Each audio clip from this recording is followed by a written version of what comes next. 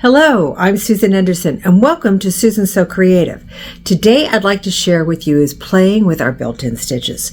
It's one of my most favorite things to do. Before we had embroidery hoops, it's all we had. But there's so many fun, wonderful things you can do. For instance, we're going to mirror a pattern and make it match perfectly to the first running pattern. Ever tried that one? It's called gallooning, and I'll show you how that works. How to put spacing between the decorative stitches, and we'll get to play with a little bit bobbin work too.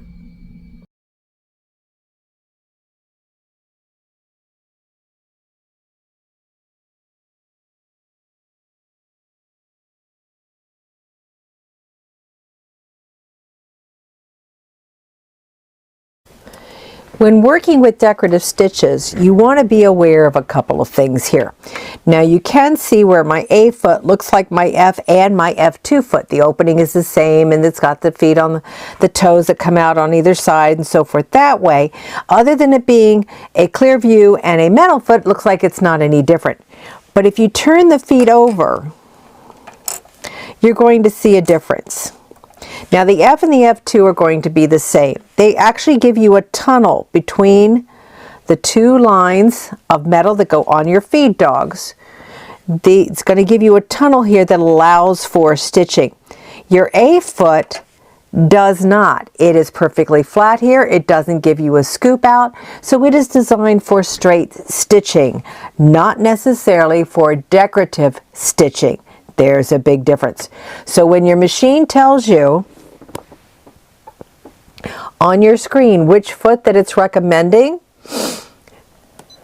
you want to pay attention to that because that's going to give you the best result. For instance, on a straight stitch, where is that? Okay. You want to make sure you follow this. Not exclusively, but you know that the type of foot, turn over the foot, and you'll see that it has a flat bottom. That's going to give you the straight stitching that you need for that. Now, when I go to a decorative stitch, just as an example, it changes to an F foot. That's going to allow the feeding for this extra stitching under the machine foot and to give you a beautiful stitch pattern. So do pay attention to the machine as to which foot you should be using for your decorative stitches. So to set up for galloon stitching. Now galloon stitching is when you want your scallops to match. They'll be mirrored, but they're going to match. I've already folded my fabric in half. Now this is just a piece of starched muslin, nothing special, but this is what I use to test out test out all my stitching before it ever goes to my project. Now I am going to give myself a line. Now on your project, I would not necessarily be using a pencil. You want to use a washout marker or a soluble marker, but you do want a line for where you're going to start the design. I have my F foot on that has a little red guide in the front, and I'm going to drop my needle down so that it's starting right on that line. And that's where we're going to start each row, is right on that line. And I'm just going to run a row of scallops.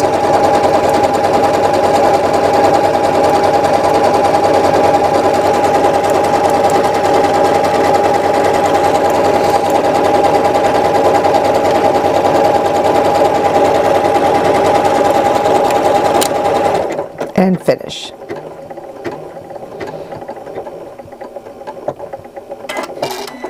Okay, so there's my row of scallops. Now to do the galloon part of it, I'm going to go back over here to my design. I'm going to mirror the pattern, and I'm going to make sure I start back at the beginning of the series again. Now I'm going to drop my needle into that same line as I had before and place the edge of my foot to follow the previous line of stitching. I love my thumb wheel. That gets me perfect placement every time. Now we're going to run the machine at a consistent speed. I usually set my top speed at the double triangle or the middle of the line. This way I can put my foot all the way down on my foot control and get beautiful stitching each time. You've got to allow the machine a little time to get from one swing to the next.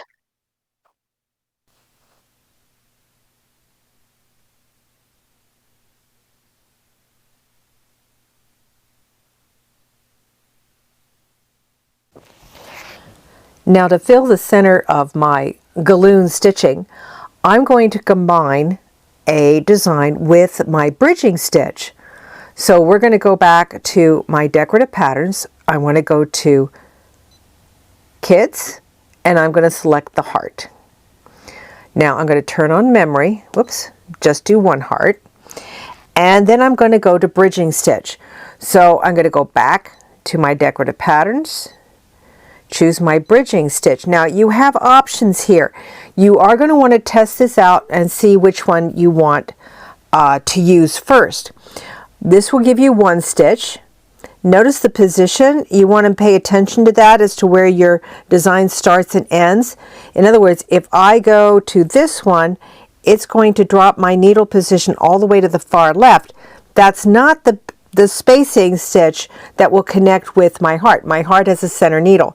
So I don't want to use that one. I'll trash that one out. But honestly, that little stitch there will probably take care of it for me. Now, you can go to number 4, which is multiple directions, or not multiple directions, but multiple needle positions, but it gives you 4 stitches. 4 stitches is going to be too long. Not what I want. I can go to 3, but that's 3 again, wrong position again. 2, again, it has needle positions, but it gives me 2, but I only want 1 stitch. So all of this is going to be deleted, and I'm going to stay with my number 1 stitch. My number 1 stitch is going to go ahead and let me space my design with 1 heart in the center of the galloon, jump over where the points meet, and then give me another heart in the center of my galloon stitch. Now, just to be sure, I've stitched out one of the designs, and I'm going to check the actual length of the design and see if it will fit into the center of my galloon scallops. Once I'm sure of that, I can go ahead and start stitching down the center of my galloons.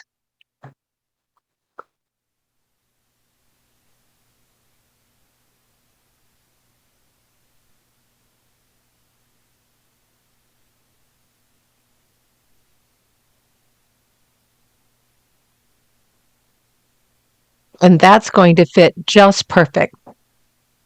Now I'm going to start my stitching a little forward of the pencil line that I drew to begin with, because remember, I want the heart centered between the 2 points on the scallop, as well as between the scallops themselves. And that bridging stitch just jumps over where the points of the scallops meet. Now you can adjust the overall length as well, so if it's not quite the right size, you can change that, as well as the size of your heart.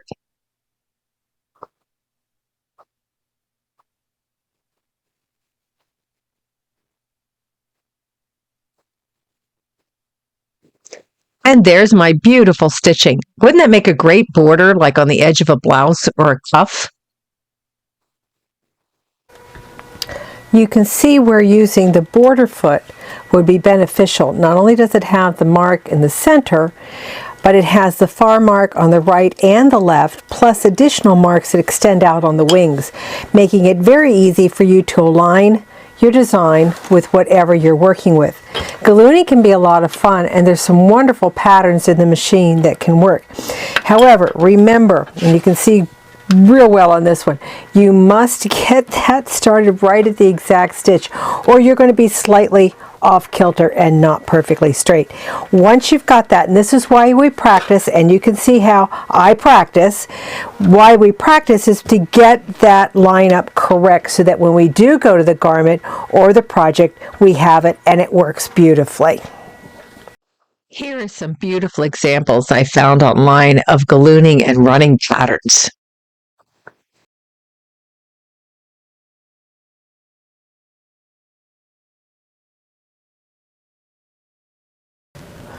When doing bobbin work, there are a lot of different threads you're going to want to use, or that you have available to you, that you can now use on your sewing machine that you couldn't before. And the way you do that is by winding a bobbin with the thread. Now I've got some floss here. This is a little heavier kind of a ribbon. And then I've got a metallic braid. And this is Pearl Crown rayon from YLI. But it's another heavier thread that would not do well trying to go through the fabric. You want to lay it on top. So to do that, you're going to wind a bobbin. So I do have some empty bobbins here. And all we're going to do is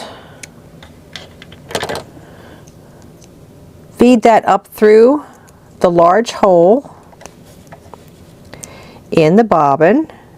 Now you're not going to leave it there. This is just to get it started. Now I know we don't do this with our regular thread any longer if you have the quick set bobbin winders. But with the heavier thread, just to get it started, because I don't want that lump of thread on the very bottom. So now that I've got it through the hole, I'm manually going to hand wind this cord around my bobbin.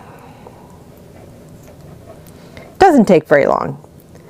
After you get a few strands wound, you can go ahead and cut off the tail that's up here. That's just to keep it until you've got it started. I think I'm going to do a little bit more and get it right up against, there we go. I'm going to get it right up against that disc and cover over where that end of the cord went through the bobbin. You see how I covered that over? Okay, just hold that briefly, and then we can trim this off, because you don't want to put it in the machine with that extra cord coming up there.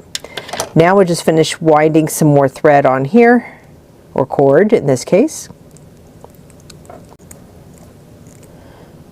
But you can't put it through the normal tension that you would do with winding a bobbin.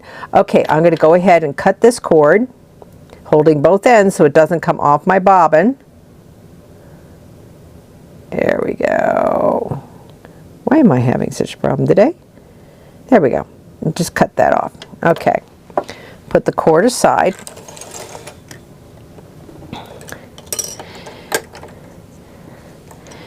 And the bobbin is still going to go in the same way with the cord coming off the left-hand side, dropping into your bobbin and going underneath the silver tension spring. Put the cover back on. Got extra threads going on here. Put the cover back on. And remember, since we're doing bobbin work, the pretty stuff's going to be on the back side, so you may want to turn your project upside down and work from the wrong side. Let's see what I get out of this one design. Remember to insert the free motion bobbin case with the lighter tension. Now you can thread your machine with matching thread either to your fabric or to your cord. Ready for the reveal? And there's the reveal. Boy, that didn't turn out too bad. Got a couple threads caught in here, but that was the end of it. But look how it started off. That started out pretty neat. And if you look at the design I chose, that's pretty close to what the design was. So I've got a real good representation of that stitch. So we'll just go ahead and do the same thing again, but we'll get the cord out of the way this time. Okay, cut off the little tail and drop the bobbin into the same setup you had before.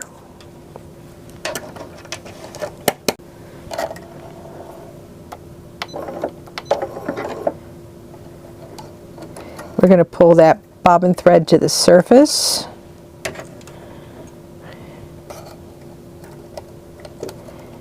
There we go.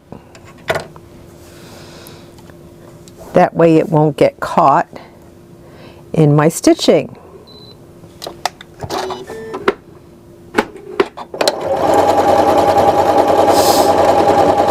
And I left the same stitch pattern this time. I just wanted to see what the difference would be.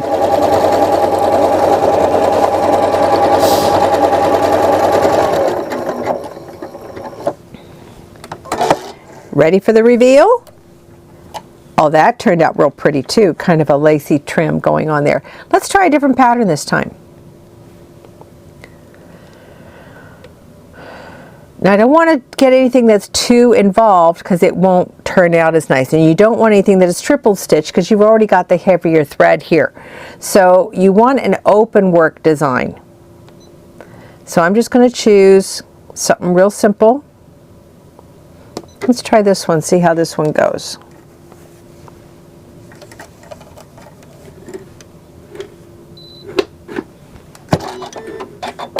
Now I'm just using a 7511 embroidery blue needle and regular sewing thread to do the stitching. Thread cut. There we go.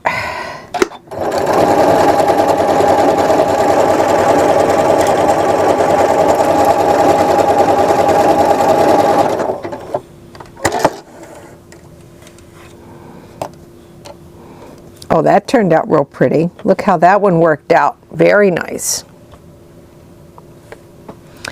So we've got some more things. Let's try the little stars and see if they work. But it's some fun stuff to do, but it gives you a whole new dimension to your sewing.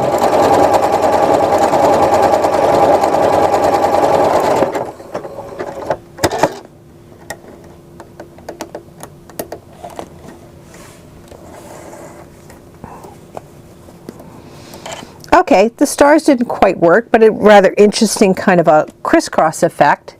But it lets me know what's going on. Let's try these little hearts, see what these do.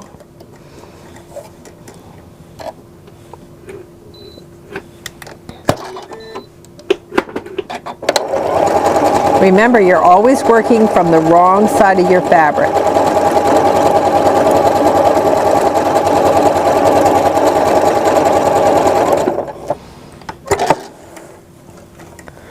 Oh, I like those. Those little hearts turned out rather cute.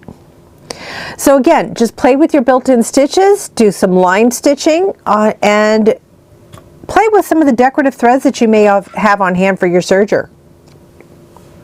Remember, it's the twin needle button, the stitch length, the stitch width, the mirror image, and the flip all will affect and create new patterns from old patterns in your sewing machine. I hope this video will inspire you to explore the wonderful world of built-in stitches, or maybe create some new ones. I'm Susan Anderson. This is Susan So Creative, where it's only wrong when it doesn't work.